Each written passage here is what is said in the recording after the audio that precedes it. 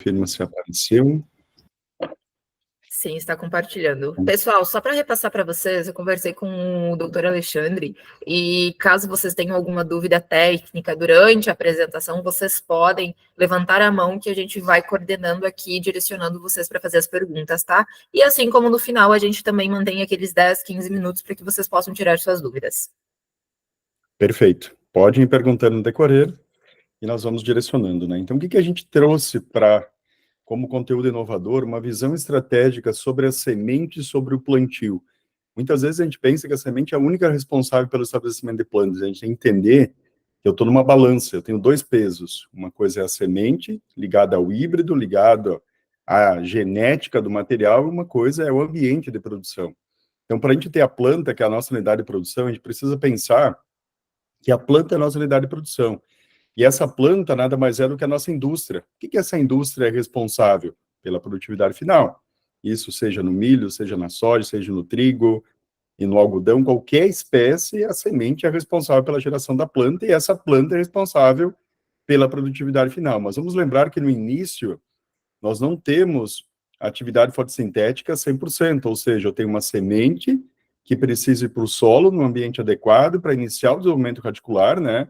Eu preciso ter os incentivos para o embrião, esses incentivos estar em contato com o solo, estar na profundidade correta, estar com disponibilidade de água, estar com uma temperatura satisfatória, né? A gente vem há mais de 10 anos falando isso, a importância de um termômetro no campo, de avaliar a temperatura. A gente vê, eu estou na região de Ibirubá hoje, Rio Grande do Sul, e ontem nós falávamos aqui com os produtores e vimos a dificuldade de estabelecer a lavoura de milho, justamente devido às temperaturas baixas que nós tivemos. Então, cada espécie tem uma faixa de temperatura que ela responde melhor. E a gente conseguiu compilar isso, hoje nós temos muitas informações relacionadas a esse ambiente. Então, o que eu quero dizer para vocês? Qual é o ambiente do cliente de vocês? Qual é o ambiente estratégico que nós vamos plantar? Muitas vezes o produtor, ele faz um planejamento de estabelecimento das áreas em função de uma expertise de colheita da safra principal ou de plantio da safrinha, e muitas vezes não é um foco estratégico no melhor momento de plantar. Isso que a gente precisa lembrar, a gente vê muito isso na soja, a gente vê muito isso no milho safrinha, no cerrado, a gente vê muito isso no milho primeira safra no sul, falo sul, Rio Grande do Sul, Santa Catarina, e outras regiões que têm o milho primeira safra. Então, a gente precisa sempre pensar, eu não estou forçando demais essa cultura, ela tem condições de estabelecer naquele ambiente, e qual é esse ambiente? O ambiente com palha, o ambiente sem palha? A gente costuma dizer que a palha é nosso grande aliado para a alta produtividade, só que em regiões frias, quanto mais palha eu tiver, mais umidade eu vou ter, e a temperatura mais baixa eu vou ter nessa arrancada inicial. Então, a gente precisa entender muito que a realidade de um não é a realidade do outro, né? E cerrado aí, pegando fogo, condições extremas, aonde a palha é um grande aliado, seja na primeira safra, nas regiões que produzem a primeira safra, ou na safrinha, né? Pós-colheita da soja, a grande maioria das áreas, né? E a gente vem de um ano no Cerrado onde nós temos menos palha devido à escassez de chuvas, né? Próximos dias inicia o plantio teórico da soja, né? Eu costumo dizer, a janela teórica na janela prática, porque se eu não tiver umidade e temperatura no solo, eu não vou ter uma emergência de uma planta uniforme, né? E o mesmo vale para a cultura do milho. Então, primeiro ponto, quais são as demandas do produto que eu estou trabalhando lá no estabelecimento, né? O que essa semente precisa no plantio ou na semeadura, né? E lembra que ambos visam, é que nem plantabilidade visa obter planta, plantio visa obter planta, semeadura visa obter planta. Tem diferenças nos conceitos, mas são todos muito próximos. Eu quero uma planta forte e essa planta vem de uma semente e está levando a minha cultivar ou meu híbrido, né? Então, o que eu preciso? Número um, solo em condições de receber a semente. Será que um solo que eu estou plantando com excesso de umidade tem condições de receber semente? Será que um solo em plantio no pó tem condições de receber semente? E dentro disso eu preciso fazer uma plantabilidade eficiente. O que é uma plantabilidade eficiente? Eu defendo há muitos anos que a plantabilidade é obter a planta, ou seja, ela usa insumos de fora da porteira, mas ela precisa dos insumos de dentro da porteira. Ela precisa do conhecimento aplicado por metro quadrado, ela precisa de uma boa regulagem da máquina, ela precisa desses fatores para performar em planta, né? E, grande parte das vezes, a palha é um grande aliado, né? Salvo regiões frias, que a palha gera uma dificuldade em função de baixar ainda mais a temperatura do solo. Mas lembre que mesmo em regiões frias, se eu não tiver a palha, vem uma chuva pesada, eu acabo expondo as sementes aí a um turbilhão de água, aí nós temos dano de imbibição, que nós vamos discutir depois, nós temos cascão, limitações, movimentação de sementes, né? Então, esse é o ponto principal. Como que está esse solo? Que profundidade estão estabelecendo as sementes, né? Como que está a variação dessa profundidade ao longo da linha? A gente sabe que isso é um dos preceitos da plantabilidade, né? Eu quero realmente uma semente em contato com o solo, não uma semente simplesmente no solo, né? Eu vou lá, espelho o sulco de plantio, fecho ele com as rodinhas compactadoras em cima e eu fico com uma semente no solo, mas não em contato com o solo. Eu vou mostrar as diferenças para vocês.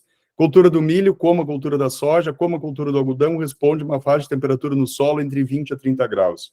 A gente trouxe esses compilados de informações, nós não tínhamos esses dados disponíveis nem no Brasil nem no mundo, a gente fez um trabalho de conseguir concretizar esses dados e mostrar a nível de espécie até de híbrido e cultivares, né? Um bom acumulado de água, né? Nós precisamos da água dentro desse panorama de estabelecimento. Então, como costumo dizer que 50% é semente, lembra, semente, tratamento, logística, até a semente chegar no solo, e os outros 50% é porteira para dentro, ou seja, é ambiente. Como que está o ambiente da minha propriedade? Estou usando uma semente de alta qualidade, em vez de usar ela para produzir uma planta com alto potencial, eu estou usando ela para enfrentar limitações. Essa é uma linha de pensamento que a gente precisa ter dentro do processo. Então, 50% é a semente, o tratamento, a logística, o armazenamento, e os outros 50% é dentro da porteira, ou seja, com o produtor, né? Esse ponto é importante. Qual a primeira preocupação dentro do negócio de estabelecimento, seja o nosso negócio comercial ou do produtor? É a semente. Semente de qualidade e o híbrido posicionado, ou cultivar posicionada para aquela minha realidade de manejo. Esse é um ponto muito importante que vocês precisam ter dentro do comercial sempre. Isso é muito fundamental para o estabelecimento. Então, a semente é o ponto número 1, né? E dentro da semente, nós temos percepções que não são simplesmente intrínsecas à qualidade. Nós temos, por exemplo, hoje a gente fala em qualidade, a gente fala em aspectos físicos, genéticos, sanitários e fisiológicos. Mas aí o produtor exige uma qualidade visual, exige uma semente de procedência, de qual empresa é, exige uma rastreabilidade dentro desse processo, todas as informações da qualidade para o estabelecimento. Então, isso é muito importante nessa escala. Hoje, a percepção de qualidade, ela está muito ligada à procedência desse insumo. Isso é muito importante. Isso é móvel, a gente costuma dizer, né? E isso influencia no estabelecimento da lavoura, né? Então, o que eu quero dizer para vocês? A gente tem que usar os benefícios da qualidade de sementes para produzir plantas fortes e aumentar a produtividade, não para enfrentar limitações do campo. Ou seja, eu tenho qualidade de sementes, não significa que eu posso plantar a qualquer custo. Eu não posso extrapolar os padrões operacionais, ou seja, estou numa condição extrema de clima e eu quero aproveitar todas as oportunidades. Então, acabo forçando o plantio em condições que não são adequadas, por exemplo, para a planta do milho, né? Isso é muito importante, né? E lembrar que o conceito de qualidade, não adianta eu ter qualidade de semente e eu não ter qualidade de plantio. Eu preciso associar a qualidade de semente à qualidade de plantio para ter a planta. Ou alguém já viu uma semente de milho em cima da mesa de vocês, no escritório de vocês, virar uma planta, e essa planta produzir? Não. Então, eu preciso ter a qualidade, mas eu preciso ter o ambiente lá na fazenda para ser 100%. Lembra? 50-50 na minha balança, né? Isso é muito importante, né? Então, esse conjunto de características que a gente fala que é a qualidade de sementes, que determina esse potencial fisiológico e a capacidade de originar plantas, as indústrias com alta produtividade. Mas lembra que eu preciso de condições mínimas na fazenda para germinação, emergência e crescimento e desenvolvimento inicial. Sem isso, eu não tenho. E lembra que o principal ponto afetado dentro desse estabelecimento, na arrancada inicial, eu sempre perco raiz. Tudo que eu fizer de errado, eu limito a planta, mas eu perco potencial radicular. A gente vê isso muito nítido no milho e muito nítido na soja, vou mostrar posteriormente, né? O segundo grande desafio é o tratamento, né? O fornecimento dessa semente com proteção, né? E hoje nós temos o advento dos biológicos, né, que preocupa muito essas misturas, muitas vezes feitas na fazenda, elas podem vir a impactar negativamente e gerar fitotoxicidade sobre as sementes. Então, é um debate que volta à tona da importância para os cuidados com o tratamento. Lembra, eu estou numa pirâmide, o topo é a semente, meu braço direito é essa proteção para essa arrancada inicial, e no outro lado eu tenho o ambiente, que é o porteira para dentro, né? Então, a gente precisa ter esse olhar estratégico sobre a semente, e semente protegida até a ponta sem fitotoxicidade, né? Realmente que passe por um criterioso processo de avaliação. Nós temos muita fitotoxicidade, da mesma forma que nós temos muito problema, por exemplo, com pré-emergentes. Eu estou utilizando o pré-emergente da forma correta, antes do estabelecimento, e aquela lavoura que está compactada, que eu plantei com umidade, formou torrão. Primeiro que o torrão é um impedimento físico à emergência, começa aí. Segundo, que eu posso ter ficado com o pré-emergente dentro do torrão, e pós-plantio, a planta está emergindo, vem uma chuva e libera esse pré-emergente para a planta. Então, tudo isso é importante dentro desse aspecto.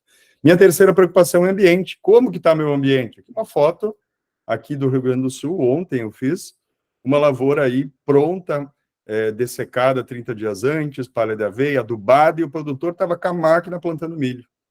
Como que está esse ambiente? Temperatura, 12 graus. Então, nem coloquei a foto aqui do termômetro.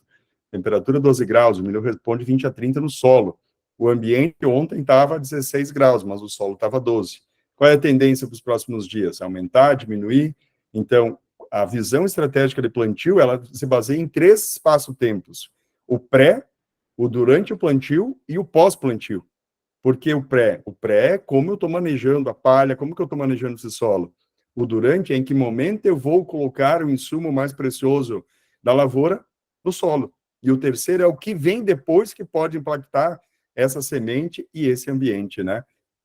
Quem está em ambiente de cerrado? Aqui, 2 fotos Mato Grosso do Sul e uma foto Goiás. Como é que está esse ambiente? Como é que está esse momento agora para o estabelecimento, ou como vai estar lá pós-soja, né? Vamos pegar a realidade do ano passado, da implantação da lavoura da safrinha de milho. Muitas regiões implantou no pó, outras regiões implantou com chuva, ou seja, tivemos ambiente adverso. E a janela é extremamente curta, pressionada e estressante, eu costumo dizer, né?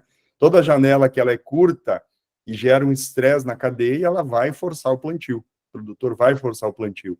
E isso não é bom para a planta, né? Eu estou semeando numa palhada, quem está em regiões que faz cobertura, aqui uma palhada de mix, com plantas de cobertura, eu tenho uma realidade de implantação da cultura. Vamos pensar de forma muito holística dentro dos negócios de vocês. Aqui eu tenho uma realidade de implantação e aqui eu tenho um panorama que pode ocorrer limitações. Quais são as prováveis limitações ou danos sobre as sementes e plantas? Aqui eu tenho uma outra realidade. Vamos pegar pós-algodão no cerrado. Essa imagem aqui é Rondônia. Como é que fica pós-algodão? Quais são as possíveis variáveis? Sem falar que eu tenho a linha do algodão podendo levantar a linha do milho, né, ou da soja.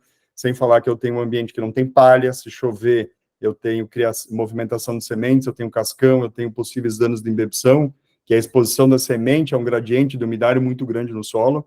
Isso para a soja é extremamente drástico, mas para o milho a gente tem visto que os híbridos modernos também são sensíveis a esse ambiente, gerando perca de potencial produtivo, né?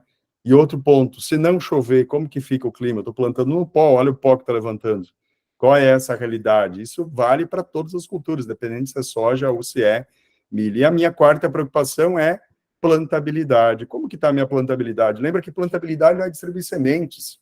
Eu costumo dizer que isso é década de 80, distribuir sementes. Plantabilidade é distribuir plantas.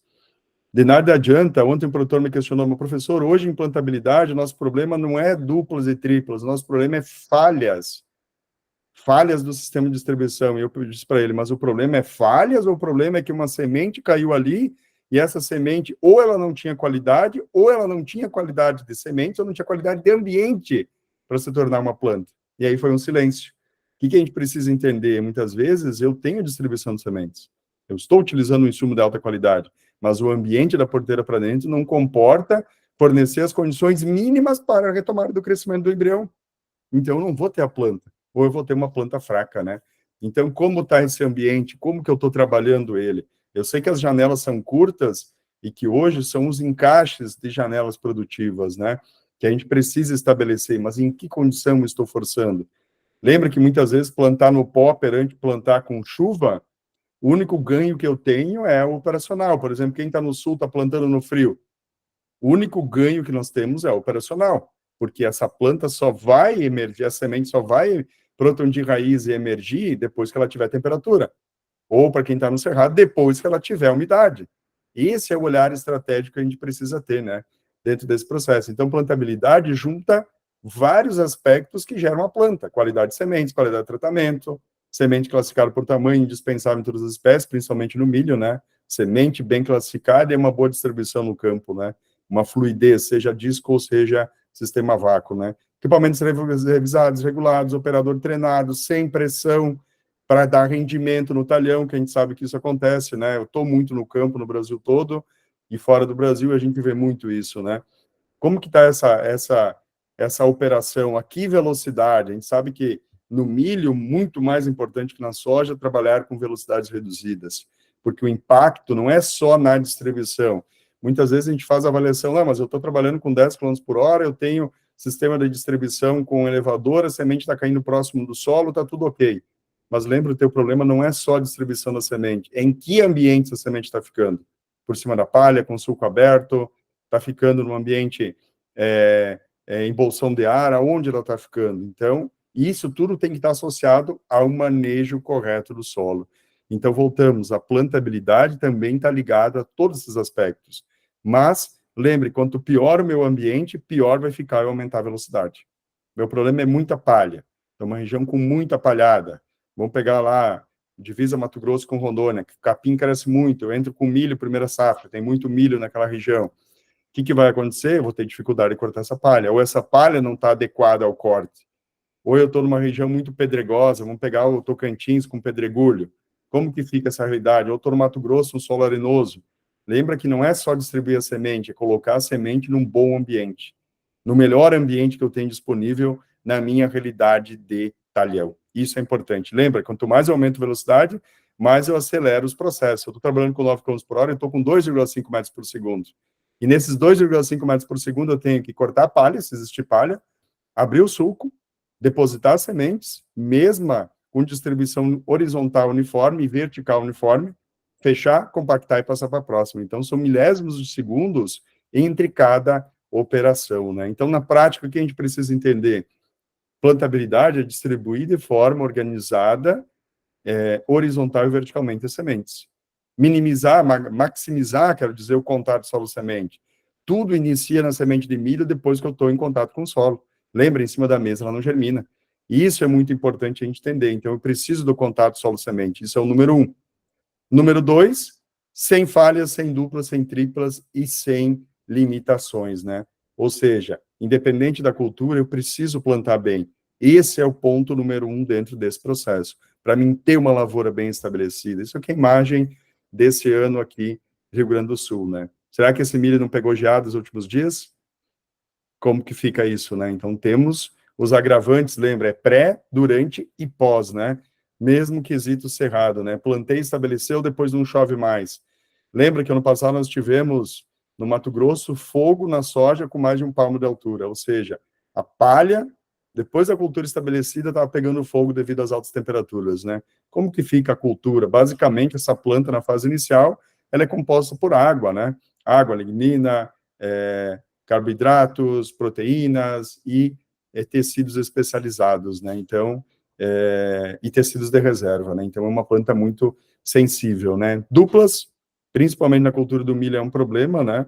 Precisamos corrigir isso. Isso vem de uma boa classificação da semente, isso vem de uma boa fluidez advinda do tratamento de sementes, mas lembra, eu estou vendendo um insumo tratado, pronto, e o produtor está adicionando algo na propriedade, seja um micro ou seja um biológico, que tira o espectro de fluidez, que gruda as sementes. Isso vai fazer com que eu tenha uma perca de plantabilidade, né?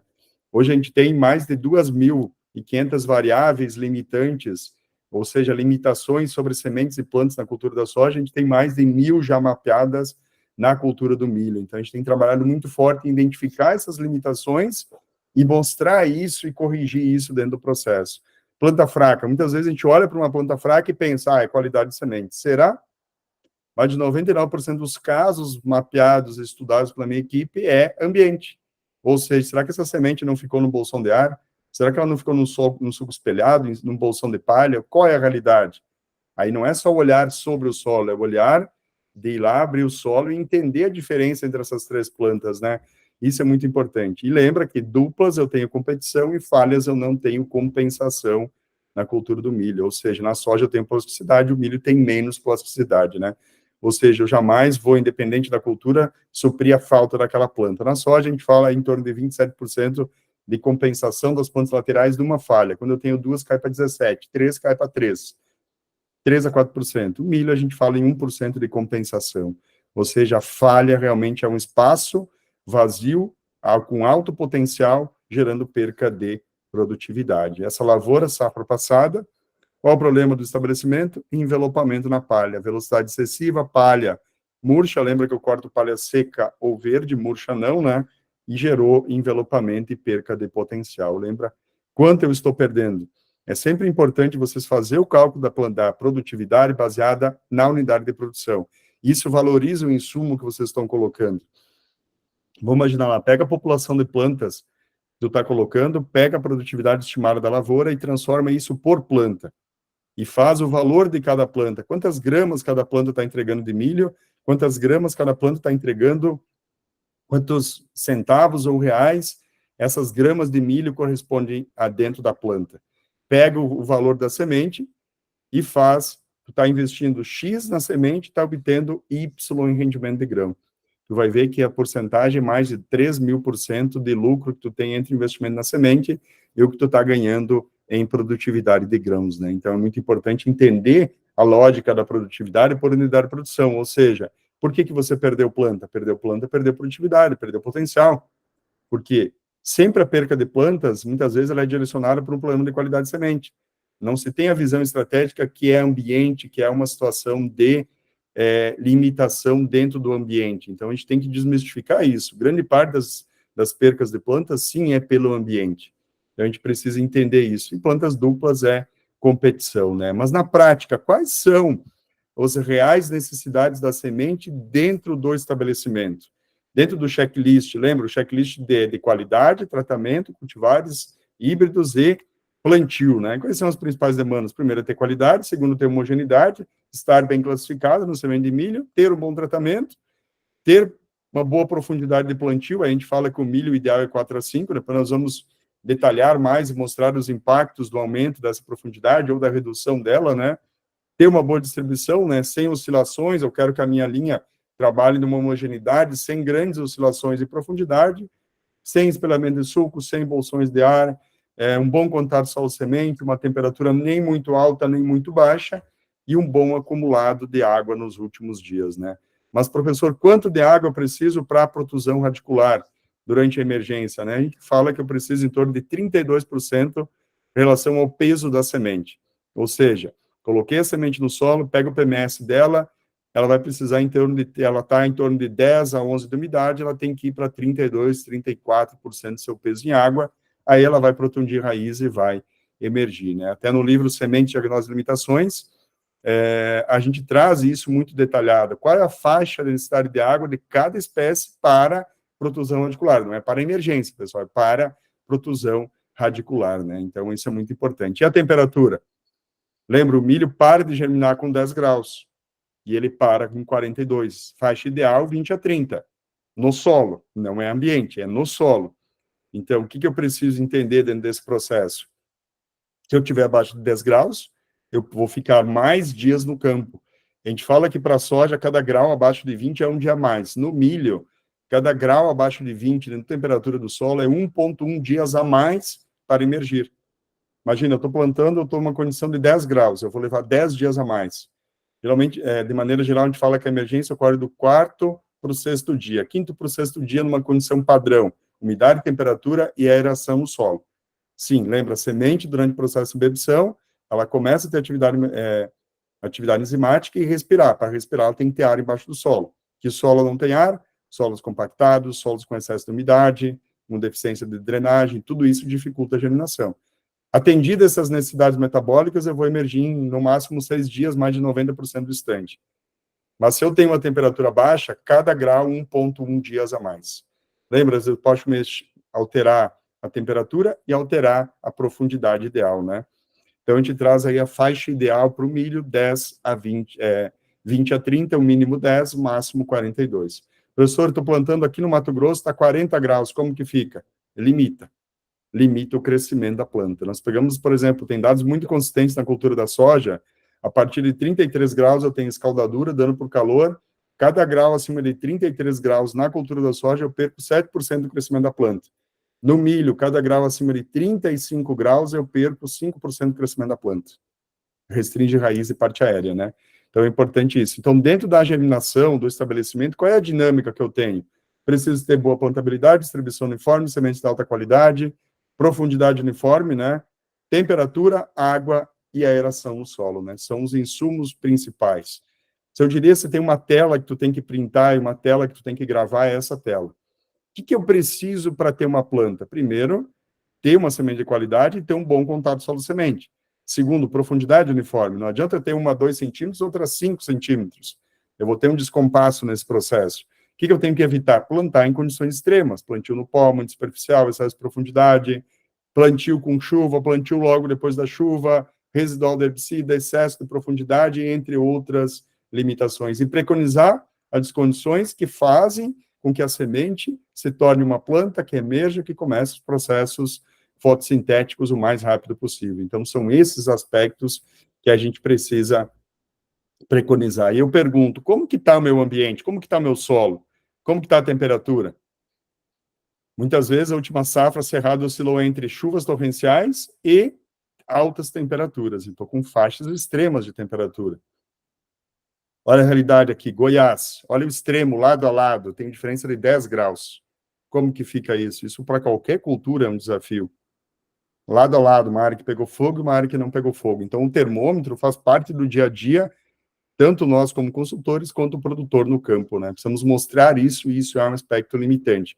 Estamos num período de tempo onde eu tenho variáveis de clima muito drásticas, né? Quem está no sul? Essa imagem aqui é ontem.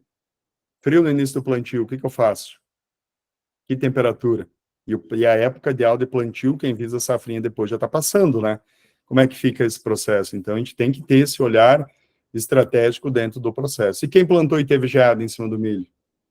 Que tivemos nos últimos anos. Então, lembra, é um olhar estratégico no pré, durante e no pós-plantio. E também tivemos geada na cultura da soja. Tivemos geada em Jataí, Goiás, há 2 anos atrás, que matou soja. Paraná matou soja no passado, matou soja no ano anterior à geada. Então, é muito estratégico esse olhar sobre o ambiente. Cada vez mais, nós vamos ter que aprender, dentro da sensibilidade de cada híbrido, a adequar o ambiente de plantio, se nós visamos autoprodutividades.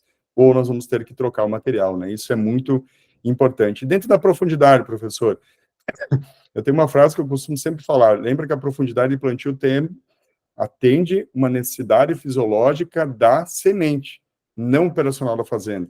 E muitas vezes o que a gente faz? A gente mexe na profundidade para atender o operacional da fazenda. E esquece que quem tem que ser o beneficiário da profundidade não somos nós, não é o produtor, é a semente. E a gente acaba prejudicando a espécie em função disso, né? Ah, professor, mas aqui nós temos muito problema de percevejo, eu vou aumentar a profundidade para proteger o ponto de crescimento, para ter menos percevejo na arrancada inicial. Eu pergunto, ok, isso vai funcionar, realmente é uma prática que vai te dar um benefício, mas o quanto tu teve de limitação sobre o potencial produtivo do teu híbrido para fazer isso? Então, eu resolvi um problema que eu deveria resolver com um manejo com profundidade. Lembra? Ok, vai funcionar. Grande parte das vezes vai funcionar, mas o quanto eu tenho de custo na produtividade dessa planta? No sistema radicular dessa planta. Lembra, sempre tem um custo. Quer pagar esse custo? Entendeu? Então, o que a gente fala como ideal? Primeiro é lembrar que na profundidade que eu estou colocando a semente, é ali que ela vai. Eu preciso entender que o milho, quando eu coloco essa semente no solo, ela vai buscar água, temperatura, ar, todas as suas relações e a própria proteção do tratamento de sementes entre 4 a 5 centímetros no seu entorno. A maior efetividade é com 4 centímetros no seu entorno. Ou seja, o ambiente da semente é 4 centímetros no entorno dela. Traça um círculo no entorno dela, 4 centímetros. Água, temperatura, tudo ocorre ali. E esse processo, eu tendo ambiente satisfatório, o mais rápido possível ele vai se tornar uma planta. Ou seja, estou colocando uma semente no solo com 10 a 12 de umidade, absorveu água, começou o processo de imbibição, começou o processo enzimático, processo respiratório e protondil raiz. Até a produção radicular vai precisar em torno de 32% a 35% de água em relação ao peso inicial da semente.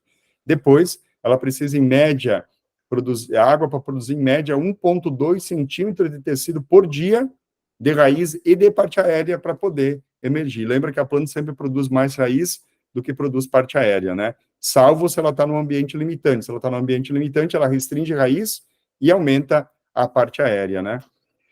Ah, professor, tem diferença muitas vezes de retomada do crescimento na linha. Por que que tem diferença? Olha esse caso aqui, ó. Mais contato com o solo, protondil raiz. Menos contato com o solo, não protondil raiz. Mas por que que eu não tenho contato com o solo? Bolsão de ar, palha, torrão, essas condições limitantes, né? Aqui também, ó. E essa imagem aqui é Mato Grosso, Sinop. Olha a realidade. Mais e menos contato com o solo, ou seja, tu está variando as condições aonde você está colocando a semente no solo. E isso, muitas vezes, a gente não vê como uma obrigação da plantabilidade. E aí eu interfiro na emergência uniforme da planta. Lembra, a planta que emerge antes tem acesso aos fatores de produção antes. E as outras ficam para trás, né? Aqui também, ó. Então, a gente tem que entender isso, muitas vezes, por um quesito de profundidade. Lembra, mais profundidade é maior gasto energético para emergir, menos raiz e uma planta mais fraca e uma planta mais atrasada, né? Aqui é Rio Grande do Sul. Lembra que quando a gente aumenta a profundidade aqui na primeira safra, nós reduzimos ainda mais a temperatura, né? Então, tenho mais profundidade, observe o mesocótilo ali, né? Mais profundidade, mais tempo para emergir, mas temperatura mais baixa, que significa mais tempo para emergir. Então, eu tenho um potencial de planta lado a lado, que muitas vezes lê-se como um problema de vigor, e na verdade é um problema de plantio. Uma oscilação lado a lado na linha, no estabelecimento, né? Então, muito cuidado com a profundidade. Aqui eu trago um mapa dessa profundidade, ó, 1, 2, 4 e 6. O que que a gente vê no milho? Um atraso na emergência, o maior gasto da reserva da semente para emergir e uma ampliação na região do mesocótilo, que pode deixar essa planta predisposta a patógenos, predispostas a limitações no decorrer do seu processo. E aqui a gente vai até 8, né? Mostrando, então, sempre uma planta em profundidade é uma planta que vai emergir mais tarde. E lembra que na regulagem da plantadeira, isso a gente trabalha com várias marcas, fazendo o processo dentro da fábrica de ajuste de plantabilidade. Lembra que os maiores níveis de oscilações no plantio ocorrem quando eu aumento a profundidade, ou quando eu planto muito raso. Então, quando eu planto muito profundidade, tem uma pressão maior sobre a linha, mesmo a pneumática. E quando eu planto muito superficial, eu tenho muita pouca pressão. Qualquer pequena oscilação, positiva ou negativa na profundidade, vai alterar aí a posição da semente. Quando a gente faz teste em laboratórios, ó, que alta e baixa qualidade, mas pensando na profundidade. Quando eu aumento a profundidade, eu tenho uma planta menos desenvolvida, uma planta que vai demorar mais para fazer fotossíntese, e eu tenho menos reserva disponível no que sobrou da semente, que fica complementando o desenvolvimento da planta. Lembra, a planta vem da semente. E o que sobra da semente é complemento para o desenvolvimento da planta nos primeiros dias.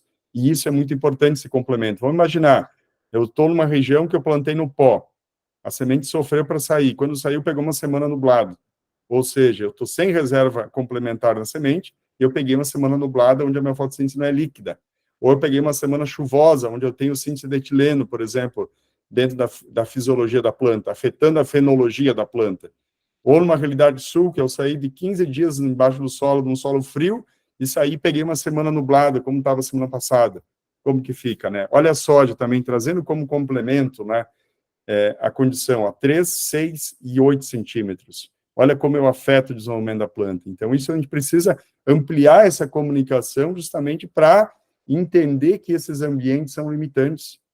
Não é só ter qualidade de semente e fornecer um bom insumo, é que plantar bem. E o ruim é que isso não está na nossa mão. E o ruim é que são milhares de produtores, muitas vezes com entendimentos diversos ou com entendimentos antigos que pensando que hoje basta ter uma boa plantadeira e comprar um bom material que eu resolvi meu problema de plantio. Não, eu preciso entender de ambiente também para não criar limitações, né? Então, isso é muito importante, né? Outros casos, sulco de semeadura aberta ou espelhado, ó. Largou adubo, a semente está fora do solo e o sulco ficou aberto. Por quê? O que é esse solo? Solo muito úmido, compactado. Será que ele usou o disco correto? Não deveria ter usado um outro mecanismo para abrir esse solo, produzir mais terra para as rodinhas que ficam lá atrás fechar e compactar? Então, esse processo é muito interessante, né? Aqui, no caso soja, mas olha o espelhamento do sul, que eu criei 2 paredes. Assim, eu posso até fechar esse solo com as rodinhas, mas eu fechei em cima, dentro ele está com bolsão de ar. E semente em bolsão de ar não inicia os processos fisiológicos e desenvolvimento. Olhem essas sementes, olha que interessante. Está fazendo uma avaliação no campo. Observe, se a semente que está mais atrasada, ela não está mais limpa. O que significa uma semente limpa? Falta de contato ou deficiência de contato solo-semente. Ou seja, essa semente estava numa caverna. Então, na caverna, ela não tem o máximo contato solo-semente. E ela está atrasada em relação às outras. Ah, professor, mas é pouco. É pouco, mas é significativo perante a produtividade final dessa planta. Porque ela vai ser uma planta atrasada, ela vai produzir X gramas a menos. Então, é esse olhar estratégico que a gente precisa ter dentro da sensibilidade do posicionamento técnico de cada material que vocês têm com o produtor. Isso é muito decisivo. Olha esse plantio. Será que tem qualidade? Será que o problema do estabelecimento era a semente ou era o ambiente? Ou seja, um plantio com muita umidade, um disco liso, não produziu terra, as rodinhas não fecharam, né? Voltamos para o laboratório. Olha a condição. O que eu quero mostrar com isso? Muitas vezes não é a função da qualidade de semente superar um princípio básico da necessidade da espécie. Por exemplo, não importa se tu é mais forte ou mais fraco, se tu não respirar, tu morre. Não importa se tu é mais forte ou mais fraco, tu vai durar tantos segundos embaixo da água. A mesma coisa é a semente. O que significa? Eu estou plantando numa temperatura baixa, 15 graus, 7 dias, 4 centímetros. Olha o resultado. A de alta qualidade tem uma pequena diferença para de baixa, mas lembra, ela tem que, é um princípio básico ter temperatura para a espécie do milho, para o milho. Então não adianta, eu vou ter um problema, uma limitação independente da qualidade do lote, né? Olha a diferença que nós temos aqui, por isso que eu trouxe alta e baixa qualidade, né? Então é muito importante entender que tem princípios, temperatura, disponibilidade de água e ar no solo são básicos, independem da qualidade, eles têm que estar disponíveis como insumos primários para a retomada do crescimento da planta, né? Então, subiu muito a temperatura, baixou muito, está em extremos de umidade, falta o excesso, tu vai ter um problema na planta. Não tem como ser diferente, né? Olha a diferença aqui, uma condição, ó, 25 graus, eu subi, ó, 15 graus, 7 dias, 25 graus, 7 dias. Olha a diferença que nós temos. Então, o que a gente precisa? Semente de qualidade, mas um bom plantio. Esse é o que eu quero mostrar para vocês, né? Olha aqui também mostrando essa importância da qualidade, né?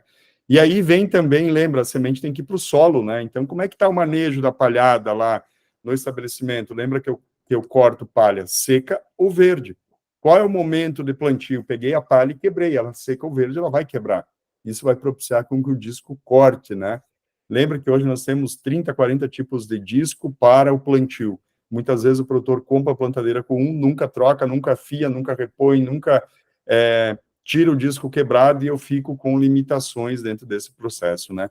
Lembra que eu posso plantar na palha verde, temos muito sul, plantio em palha verde, temos muito cerrado, plantio em palha verde, principalmente primeira soja, né? Primeira safra, plantio sobre palhada de braquiária, principalmente soja, mas temos áreas de milho também, né?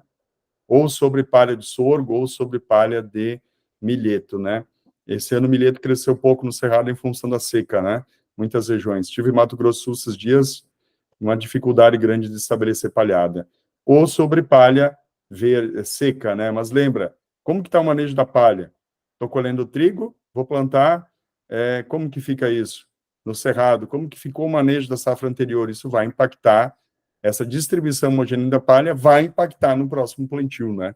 Então, a gente precisa ter isso muito claro, né? Olha aqui as concentrações de palha, altera as características físicas e disponibilidade de água do solo, a questão relação carbono-nitrogênio, mas altera também a plantabilidade, ou seja, como a plantadeira vai enfrentar isso. Algumas linhas com mais acumulado de palha e outras linhas com menos, né?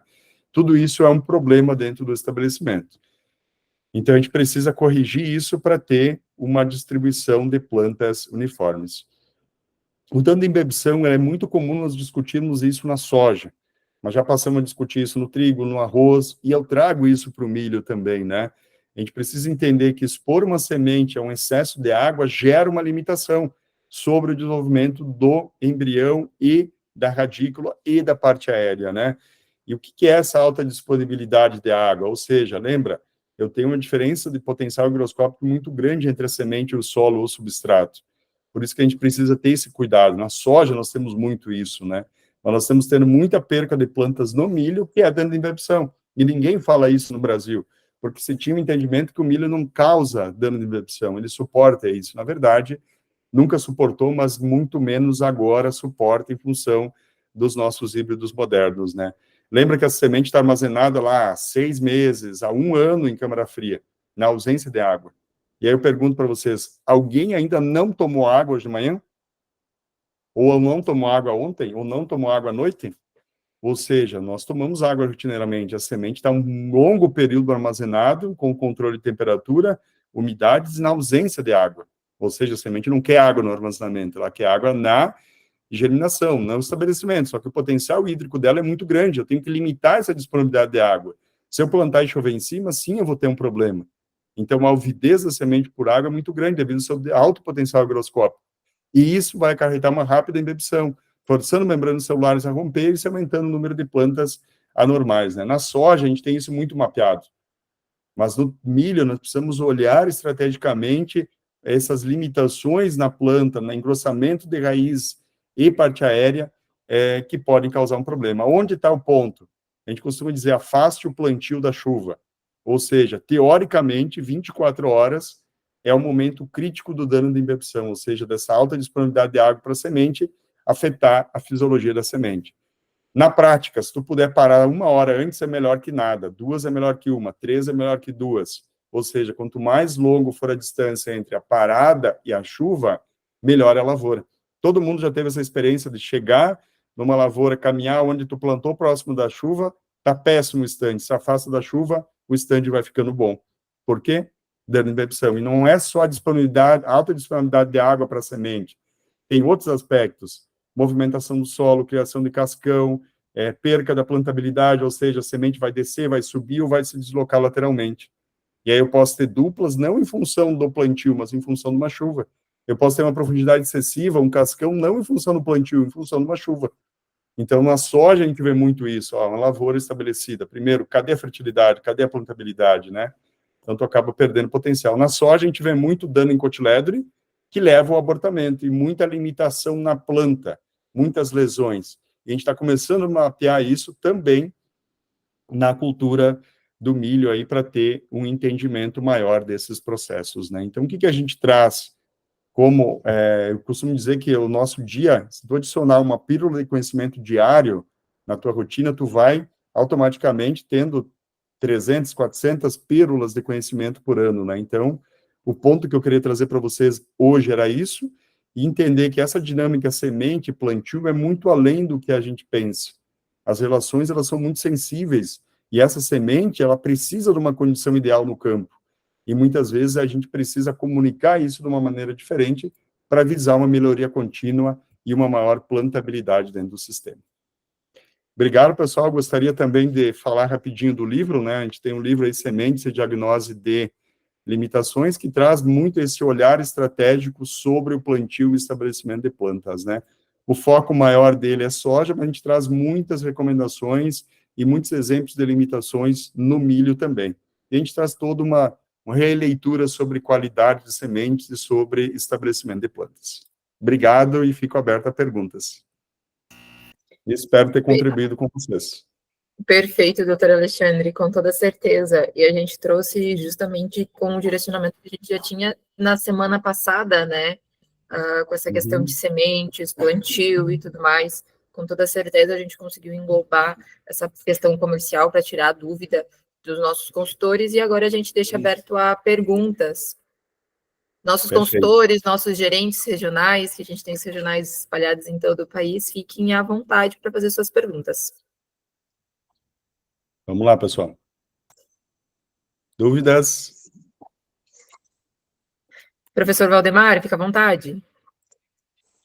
Bom dia a todos, parabéns, Alexandre, pelo Obrigado. que você passou para nós. Eu tenho dois questionamentos. Quando a gente fala em condições favoráveis, nós temos que verificar 2 tipos de situações. Você pega a região sul, centro-sul, vamos dizer assim, onde as áreas são pequenas, teoricamente são pequenas. Quando você pega no centro, principalmente no Mato Grosso, você tem área muito extensiva. Como é que você vai trabalhar com condições favoráveis em 5 hectares e vai trabalhar com 2.000 hectares? Então, no Mato Grosso, ele tem que fazer uma curva de condições favoráveis. Ele tem de iniciar em condições não tão favoráveis, condições favoráveis, e no final, condições também não favoráveis. Como é que a gente tem que trabalhar nessa parte aí? Como é que o consultor tem de agir junto ao produtor? Na verdade, eu dividiria em 3 regiões: o sul, o Cerrado, né, o Cerrado Norte, e a região de transição. Pega essa faixa São Paulo, né, que é uma região bem peculiar, que tem os 2 ambientes, né. Certo. Vamos pegar a realidade do Mato Grosso. Ele nunca vai conseguir plantar em condições ideais, 100% ideais. O que ajuda ele a ter condições mais próximas, maior capacidade de plantio? Mas com alto custo de equipamentos e a margem apertada, o produtor reduziu o investimento em ferro, que a gente fala, em equipamentos, né? Então, ele não tem, muitas vezes, uma alta capacidade de plantio. Alguns grupos têm, e aí conseguem aproveitar janelas melhores, outros grupos não. O que ele precisa entender? Não empilhar limitações. Eu estou plantando no calor, sem umidade, e estou aprofundando. E não tem perspectiva de chuva. Ou eu estou esperando uma chuva, subir o plantio, estou plantando bem rasinho, daí a chuva vem mais pesada. Então, ele vai ter sempre uma limitação, não existe aquele plantio perfeito, isso é utopia. Mas ele tem que cuidar para não empilhar muitas limitações ao ponto de comprometer o desenvolvimento da planta no início. E essa leitura é estratégica. Aí tem híbridos mais sensíveis e híbridos menos sensíveis, né? A esse processo. Isso que ele tem que ter esse entendimento e esse mapeamento dentro do processo. Acho que o consultor tem que trabalhar dessa forma. Ok. Outro questionamento é o seguinte. No passado, os nossos híbridos eram 90% híbrido duplo ou híbrido triplo. Sim. Então, você tinha uma semente 80% uniforme, vamos dizer assim. Poucas peneiras, as pontas das espigas praticamente eram jogadas fora, porque era uma semente muito grande, e a ponta, a base, né, jogava fora, e a ponta também. Hoje, 90% é híbrido simples ou híbrido simples modificado, e aí nós temos as condições de peneiras mais baixas, que a gente costuma dizer. E a gente tem uma certa... A gente percebe que o produtor fica meio arredio com relação, por exemplo, a peneiras menores, peneira 16. Então, quando você manda uma peneira 16, o consultor já te liga, porque diz que não vai dar certo, e o produtor também fica meio... Como é que a gente podia ver com relação a isso? Porque se a empresa liberou essa peneira 16, significa que a condição de qualidade da semente está dentro do padrão.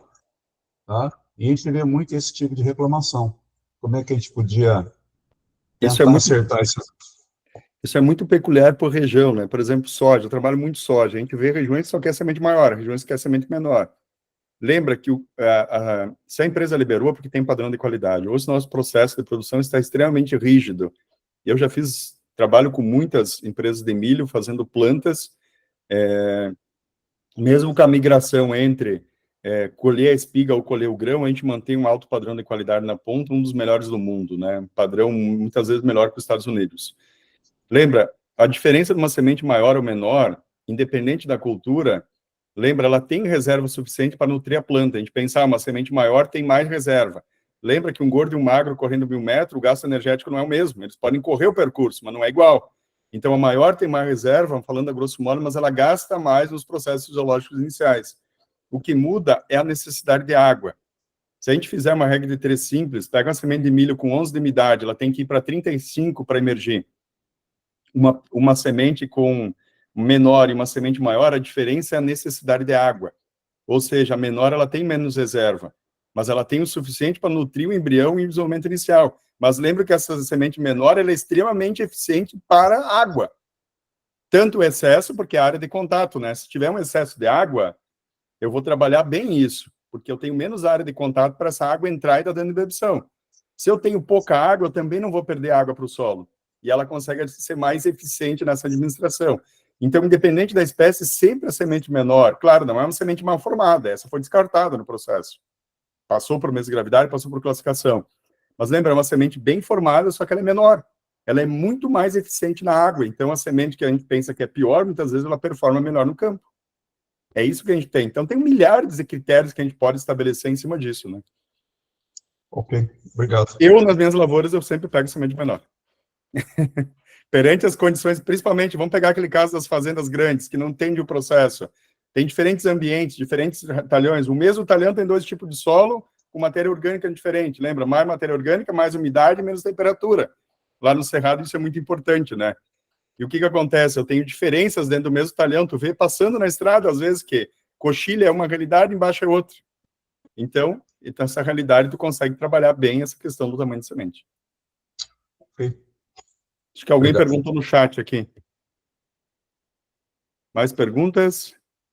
Sim, tem uma pergunta do Rogério. O Rogério é sempre bem posicionado nas perguntas dele. Quiser ler ela, introduzir, fica à vontade, professor. Sempre posicionou problemas de fitotoxicidade, pré-herbicidas emergentes e fonte de boro mais solúveis, interferindo na emergência das sementes. Fechamento de sucro e plantabilidade, tanto milho quanto soja. Em ambos eu tenho esse problema, né? E lembra que muitas vezes tu só vai ter essa fitotoxicidade perante um ambiente adverso. Muitas vezes tu tem um ambiente que ele está favorável, mesmo tendo a fitotoxicidade, tu não vê fenologicamente, lembra, fenologia é o que tu vê na planta.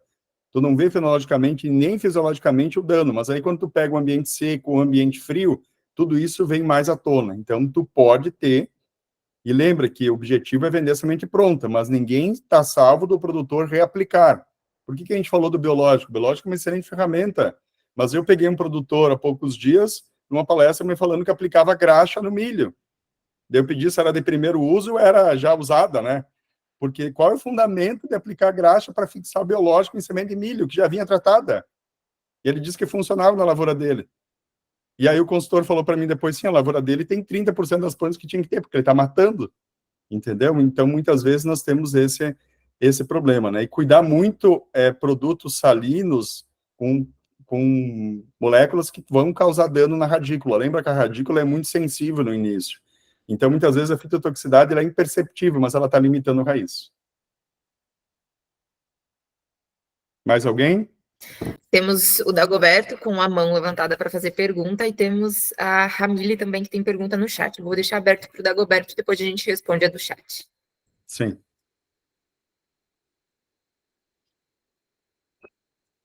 Pode falar, Dagoberto. Dagoberto, eu acredito que tu está com o microfone fechado.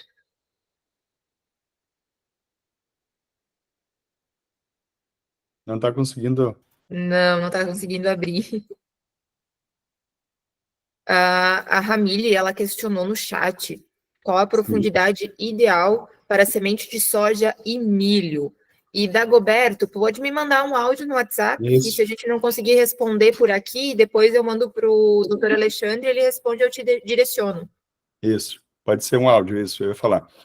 Profundidade ideal para soja, ideal teórica 3 centímetros. Faixa aceitável, 3 a 4. Milho, 4 centímetros ideal. Faixa aceitável, 4 a 5. Ah, professor, eu estou aqui nas áreas de Pedregulho, no Tocantins. Sobe um pouquinho a profundidade, mas lembra que tu tem sempre um impacto na planta, né? Vai demorar mais para emergir, vai gastar mais reserva e vai limitar a raiz e no milho alongar o mesocótilo. Agora permiti, agora deu certo. É o dedo que tão gasto, não tem digital, estou complicado. Bom, Alexandre, bom dia para todos, a todos. A tua apresentação foi perfeita, né? Foi muito técnica, rápido, você é craque. Então não me deixa margem para te perguntar. Então vamos pegar um pouquinho e voltar ao passado, né?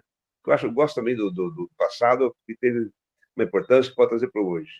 Sim. Se você tem um trabalho, se você tem algum trabalho da influência da lua no processo de germinação, é uma pergunta.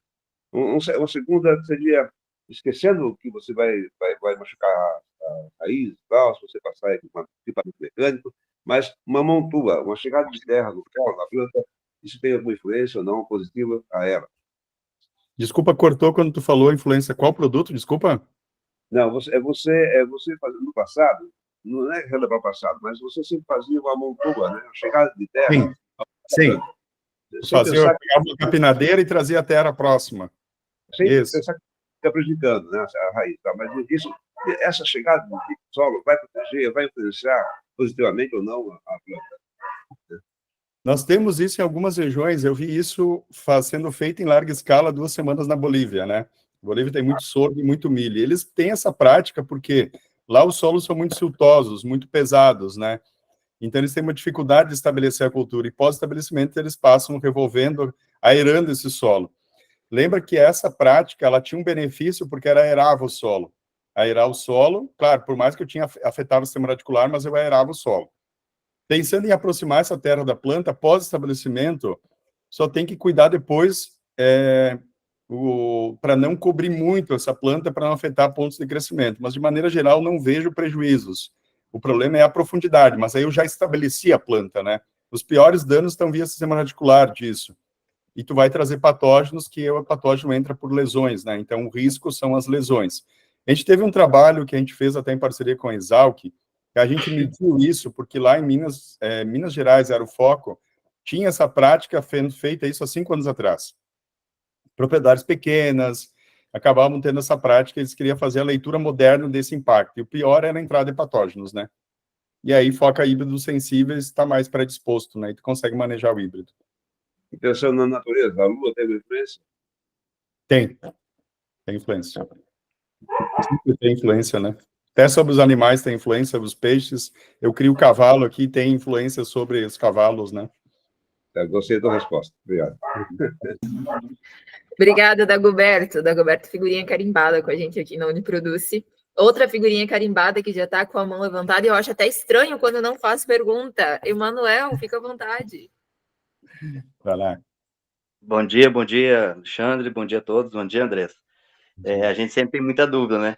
Mas bom dia a todos aí. É isso que a gente gosta, viu, Emanuel? A participação de vocês é o que faz a Uniproduce acontecer, isso é bem importante para a gente. É uma dúvida só que eu queria tirar aí com o professor, é o seguinte, porque eu tenho um produtor aqui que ele vai fazer o plantio direto, né, na braquiária. Aí a dúvida é qual o período, assim, que seria melhor, quantos dias, né, até o plantio para a gente dessecar essa braquiária, né? Aonde você fala? De qual região? Ali vai ser na região de Astorga, próximo a Londrina, Maringá aqui. Sim. Uma palhada boa aí que pegou umas chuvas, né? Uma palhada tá bem boa. Tu tem que lembrar assim. Tu tem que lembrar assim, se tu pegar essa palha no plantio e dobrar ela, fazer esse movimento, ela tem que quebrar. Então, grande parte das regiões eu preciso ter 30 a 40 dias para isso. Então, vou te dizer assim, 35 dias antes de secar e plantar. Ou optar em plantar no verde. O plantio no verde, ele tem que ter um cuidado, é verde, então eu desseco e planto, ou planto e desseco em cima. O único cuidado que eu tenho que ter é que quando eu planto no verde, eu não tenho o mesmo acumulado de água disponível para a semente do que plantar no seco. Porque a planta verde, ela está metabolizando, ela está evapotranspirando, ela está coletando água do solo pelo sistema radicular. E a planta seca está só armazenando. Questões de alelopatia tu não teria nesse caso, que é um ponto de atenção, né? E tu tem que lembrar que se tu plantar no verde, tu mata a parte aérea instantaneamente, 4, 5 horas, 10 horas após a aplicação, mas a raiz leva 8, 10 horas. E aí a gente vê muito na soja a competição da raiz da braquiária para com a semente nos primeiros dias. Então, o único detalhe é que quando tu planta no verde, tem que esperar mais dias, um acumulado de água maior, desculpa, para ter essa segurança, porque essa água que está na palha verde demora uns dias para para retornar ao sistema de ciclagem, né? Mas no seco, acredito que com 35 dias, uma boa dessecação, tu faz um bom plantio. Tu pegar o exemplo do norte do Brasil, Maranhão, Rondônia e Roraima, onde o capim cresce muito, o que a gente faz? A gente faz um primeiro corte, 4 meses antes do plantio, derruba ele rebrota, deixa crescer um pouco, entra com uma dessecação e passa o rolo faca, para matar ele mais próximo possível, porque tu não mata ele antes sem risco de fogo também, né? Aí tu tem uma boa condição de plantio. Mas na tua realidade Londrina, tu pode dessecar 35 dias antes que tu vai ter sucesso. Ah, tá ok. Muito obrigado aí, viu? Enrolei, mas respondi, tu viu? Não, mas deu para entender bacana. Eu vou passar para ele aqui em torno aí de uns 45 dias por aí, já dessecava até o plantio, né? Perfeito, então, pessoal. Não sei se alguém tem mais alguma pergunta, mais alguma colocação, aí a gente abre para a última pergunta e encerramos a nossa Uniproduce de hoje. Acredito que era isso. Então, professor Alexandre, muito obrigada pela sua participação. É um prazer tê-lo aqui conosco, e com toda certeza vamos trazer mais vezes, né? Acredito que o pessoal gostou bastante elogios da sua participação aqui. E agradecer também a todos que participaram, o professor Valdemar, o Emanuel, o Dagoberto. Como eu falei ali para o Emanuel, é muito importante a participação de vocês, porque muitas vezes outras pessoas têm a mesma dúvida e ficam com receio, têm vergonha de participar. E vocês participando estão tirando, além da dúvida de vocês, a dúvida de outras pessoas, né? Então, isso é bem importante aqui para a gente. Obrigada, meninas. E, professor Alexandre, muito obrigada mais uma vez. Obrigado e grande abraço aí. Boa safra a todos. Boas vendas. Obrigada, pessoal. Até mais.